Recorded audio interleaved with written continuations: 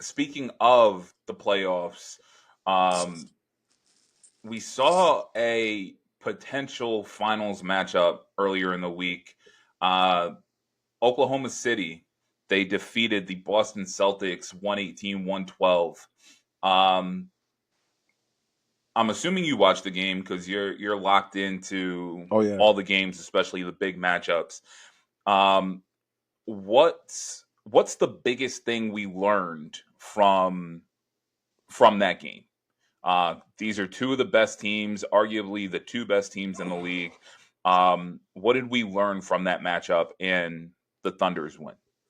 What I learned is that the game has truly changed, and that Boston is they're vulnerable because when you're playing a team like OKC who has the guys to close out on you, cover you one on one, your best players they have guys who can cover Tatum and Brown Hmm. one on one. They don't need no help. You don't got to sag off, so they can stay attached to those shooters. And these guys are shooting contested threes, tough threes, or they're putting it on the floor. And what are you running into? Chet Holmgren, 7 feet. You know, all these guys, like, there's just a lot of length and close out, and guys who are so athletic. OKC is honestly the kryptonite to the Celtics. You know and everything that they do well. They shot, I believe it was 63 63. threes Yeah. in that game. That you will never shoot a good percentage shooting that many threes. I don't care how many you make.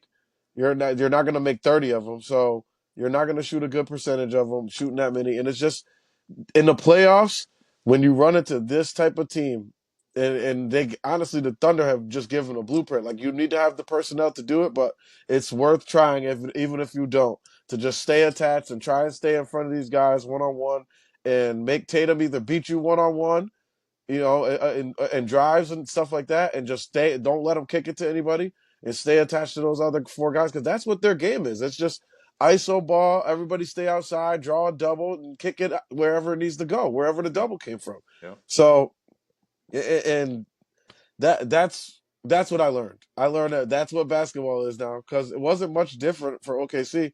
I mean, they have a little bit of motion. They got some other things, backdoor cuts, and some more off-ball movement from those other four guys. But every possession is pretty much Shea.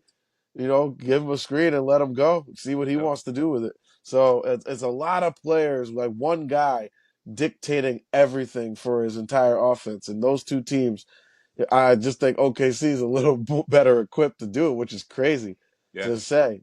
But yeah, that's what they showed me. They showed me Yeah. that they got the personnel to compete with Boston.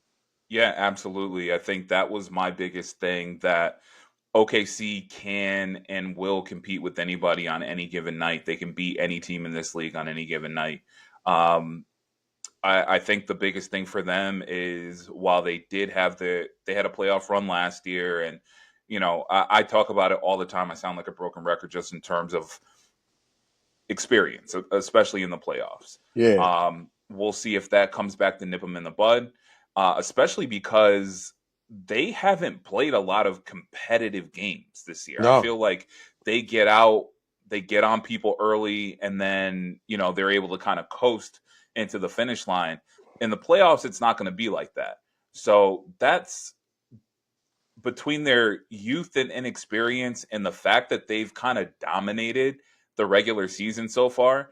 Those are my two concerns as Yeah. we enter the back nine and into the playoffs. It's like, hey, you guys really haven't played any tough, meaningful basketball Yeah. really all No one's season. challenged you. 4 or 5 games they've been challenged all season. Yeah. And now you get into the playoffs where you're playing the same team for 7 nights Yeah. potentially. And the intensity, it's just ratcheted up. It's Yeah. not a Tuesday night in Yeah, February that we're when talking about. everybody's playing at the top of their game, when Exactly. everybody's locked in, like what are you then?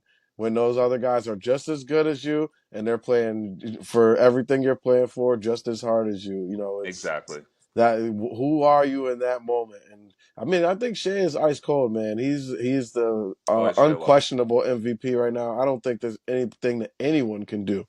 If you were voting, you should have gave it to him last year. So if you gave it to Jokic last year, then you need to change that this year. And everybody who voted for him SGA last year needs to do it again. Because this should be almost, in my opinion, it's pretty much a clean sweep. This guy had 4 50-point games in like 3 weeks. He had one of the most incredible stretches of any player ever in this league's history from January and February. Like he Yeah, was unreal, out of this world. There, he has like 60 plus games over 20 points. He's got like I think it's 62 game 20-point streak, and he's had 30 like 30 times.